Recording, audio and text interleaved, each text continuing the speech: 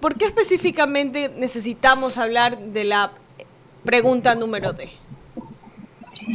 Primeramente, muchísimas gracias por esta oportunidad. Gracias por la pregunta. Es necesario como aclarar que en esta consulta hay dos preguntas que son fundamentales y que son el punto medular, digamos, de la propuesta económica del gobierno actual. Cuando nos hacen la pregunta de si los ecuatorianos estamos de acuerdo en que los temas de inversión, temas de comercio se resuelvan en los tribunales de controversias internacionales, están planteándonos, mire usted, hagamos un ejemplo, imaginémonos que nosotros nos invitan a jugar un partido de fútbol, ¿no? Y resulta ser que para jugar ese partido de fútbol, los inversionistas y también, digamos, los países extranjeros nos dicen, mire, nosotros vamos a marcarles a ustedes la cancha, les vamos a poner las reglas del juego, les vamos a poner los árbitros y les vamos a decir lo que tienen que hacer ustedes, sus jugadores. Y ese es el escenario que se nos están planteando. Por otra parte, nosotros debemos pensar que para nosotros como ecuatorianos, nosotros sí tenemos nuestra propia cancha y nuestras propias reglas de juego y sobre todo nuestra propia norma principal que es la Constitución, ¿no es cierto? Entonces, como ecuatorianos, tenemos reglas propias de juego, tenemos nuestra propia cancha marcada, tenemos nuestros propios jueces y el momento que nos dicen vengan a resolver estos temas económicos, digamos de inversión y de comercio en nuestra cancha, nosotros tenemos que renunciar a nuestra constitución, a nuestras leyes, a nuestros jueces y nos ponemos bajo el mando de los que nos están diciendo vengan, vamos a resolver nuestras controversias en estos tribunales internacionales. ¿Cuál es el punto medular de esta situación? Es que esta cancha a la que nos están invitando está marcada por los intereses de las empresas, del capital transnacional, o sea, nosotros como país tenemos que renunciar a nuestros derechos humanos, nuestros derechos de la naturaleza, nuestros derechos a tener una salud buena, a tener una educación buena, a tener una economía, digamos, a que nuestros presupuestos nacionales sean destinados para pagar las sanciones económicas que estas empresas nos proponen en estos tribunales internacionales. Y esto que le estoy diciendo, que es la renuncia a tener un presupuesto para satisfacer nuestras necesidades, se lo digo porque efectivamente tenemos un historial muy grave en donde nosotros como país hemos perdido lo que se llaman los laudos, lo que se llaman las sentencias en esos tribunales, ¿no? Y para darle como unos datos concretos, nosotros como país tenemos 29 sentencias de 29 laudos que se han gestionado, o sea que son las demandas que le han puesto las empresas al país. De esos 29 casos, 21 ya han sido resueltos, ¿no es cierto? Y todo, digamos, el resultado de la resolución de esas controversias, de esos casos que se han puesto en Corte Internacional, al país le llegan a costar 3,000 millones de dólares, es lo que el país ha pagado a esas empresas hasta el momento. Entonces, estamos hablando de que nos quedan 8 casos que todavía no están resueltos. De esos 8 casos no resueltos, 3 ya sabemos cuánto es lo que ellos están demandándole al país. Esos 3 casos que le han demandado al país significan 10,000 millones de dólares, que es lo que las empresas le están demandando al Ecuador. 10,000 millones de dólares. Entonces, ¿qué significa en nuestro presupuesto nacional del Estado? Con 10,000 millones de dólares es lo que anualmente se cubre entre educación para los niños, para los jóvenes, para las universidades y 5,000 millones de dólares para la salud. Entonces, Ese es el escenario, eso es lo que está proponiendo la pregunta D, que nosotros como ecuatorianos renunciemos a nuestros derechos, a nuestro presupuesto, a nuestra economía, para poner a las órdenes ese presupuesto para que puedan ser pagadas las empresas transnacionales en función de estas demandas internacionales. Es como que nosotros como país vamos a irnos a esta relación con estas empresas en calidad subordinada, vamos a agachar la cabeza, vamos a ponernos de rodillas y vamos a decir, sí, señores inversores, nosotros aceptamos todas sus condiciones, ¿no? Ahora bien, este es el escenario global, 29 casos, 3,000 millones de dólares con los 21 casos, con los 3 casos que conocemos, 10,000 millones de dólares, y esos 10,000 millones de dólares serán resueltos en los próximos años. Entonces las empresas internacionales están ávidas, están necesitadas de que en el Ecuador se les dé esa garantía a través de esa pregunta. O sea, el presidente Noboa necesita decir a los inversores petroleros, mineros, en nuestro país ustedes pueden venir con toda la seguridad y demandarnos a nosotros como Estado para que nosotros les garanticemos que les vamos a pagar si ustedes deciden juzgarnos o ponernos en esos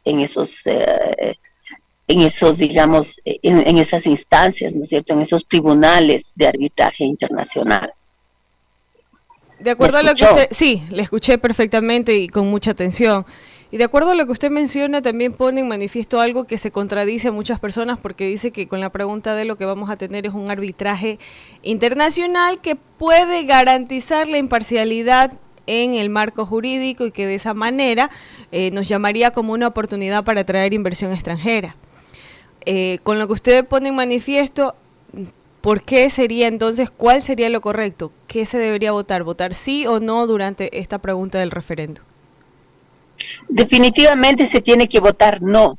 La respuesta es no. Como ecuatorianos no queremos que las controversias, los conflictos entre el Estado y las empresas se resuelvan en esos tribunales internacionales.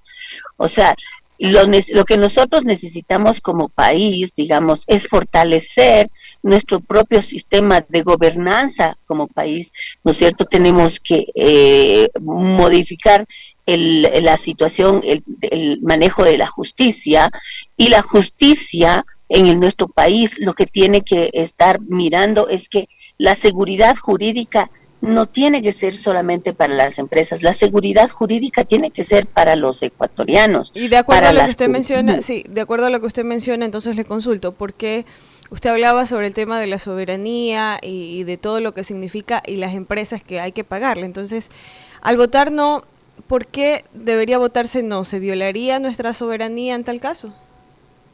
O sea, digamos, nosotros al votar no, estamos diciendo no queremos que se nos juzgue en tribunales internacionales al país.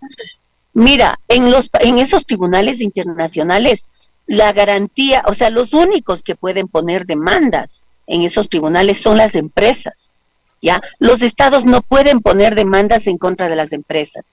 ¿Qué es lo que pasa con las empresas? Nosotros tenemos la idea, vienen las empresas con sus dineros y entonces va a haber prosperidad y bienestar, pero no es verdad. Cuando vienen las empresas al país para invertir, lo que normalmente vienen a hacer es generar un gran daño normalmente en el país, y nosotros tenemos ejemplos dramáticos. Han destruido la naturaleza, han destruido la salud de las personas. Le pongo el caso de la Texaco. La Texaco vino acá en el Ecuador y estuvo desde 1970 en la Amazonía ecuatoriana.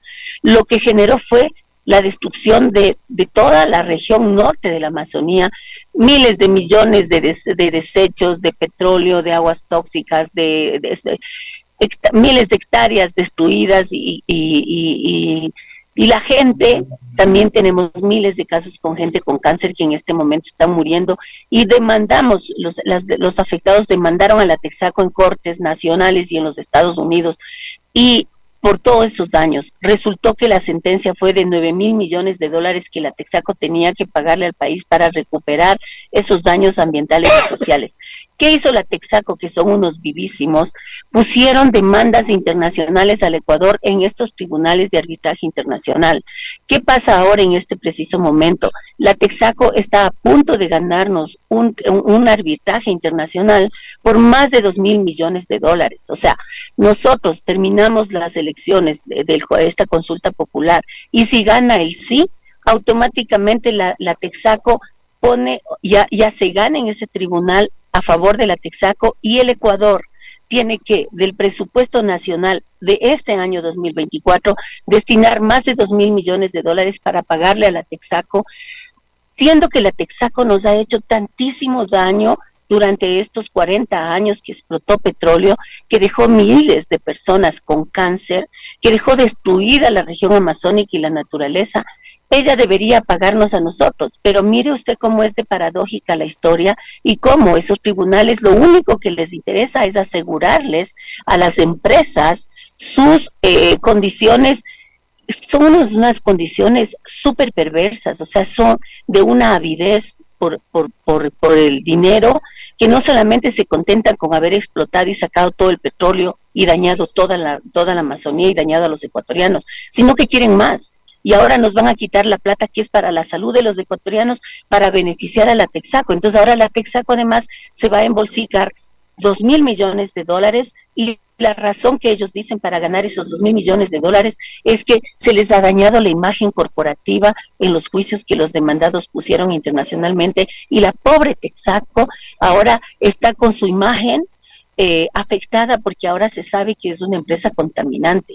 Y además los ecuatorianos tenemos que pagarle a la Texaco por los gastos jurídicos que ha incurrido. Entonces, ahora, nosotros que somos un país que está en esta situación de gran crisis, tenemos que sacar del dinero de la salud para darle a la Texaco, para que la Texaco, que es una empresa multimillonaria, tenga más 2,000 millones de dólares que le ponemos los ecuatorianos.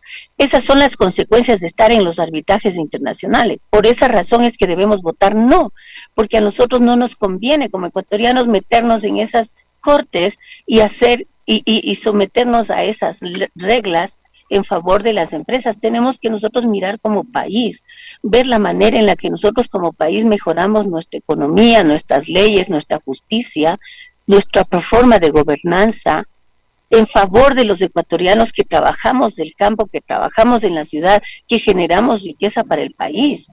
Y no necesariamente las economías de las grandes empresas transnacionales que están lucrando, que nos están desangrando al país. ¿Por qué cree que el gobierno nacional puso esta pregunta que quizás es un poco capciosa, ya que muchas personas, por temas de ideología política y en pleno desconocimiento de lo que significaría, puede votar sí, lo cual generaría un perjuicio al país desde su perspectiva?